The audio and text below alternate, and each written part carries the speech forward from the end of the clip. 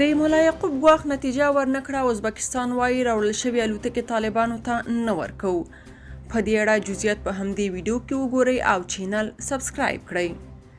په داسې حال کې چې څه موده وړاندې د طالبانو دفاع وزیر مولا یعقوب ازبکستان ته ګواښ وکړ چې که چیرته یاد هیواد ته وروړل شوي الوتکې بیرته طالبانو ته ونه سپارل شي نو دا به ازبکستان ته بدې پایلې ولري.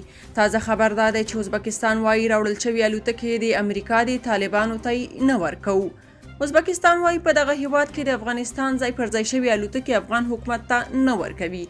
د افغانستان لپاره د ازبکستان ځانګړي استازي په یو مرکه کې ویلي په کابل کې د پخواني حکومت تر سقوط وروسته ټولې وروړل شوي الوتکې له امریکا سره د یو توافق له مخې د ازبکستان له لوري ساتل کیږي.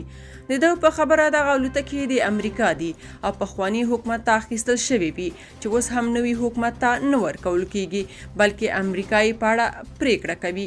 دغه ازبکستاني ډیپلوماټ ویلي په دې اړه د افغانستان نوي حکومت ته هم وضاحت ورکړی دی.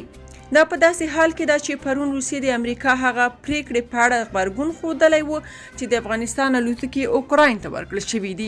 روسیې ویلي دي چې یادې الوتکې امریکا له یاد هیواد څخه په دې شرط پیرلې وي چې پرته له افغانستان څخه به بل هیواد ته نه ورکول کیږي خو امریکا له یاد تړون څخه سرغړونه کړې. تیر کال د افغان حکومت تر سقوط وروسته ګڼې الوتکې د ډیپلوماټانو له لوري تاجکستان او ازبکستان ته یوړل شوي چې بیا افغان حکومت په وار وار د دې الوتکو راګرځولو غوښتنه کړې ده خو تر دې دمه منل شوي نه ده. که په دې اړه څه نظر لرئ په کومنټ کې شریک او چینل سبسکرایب کړئ.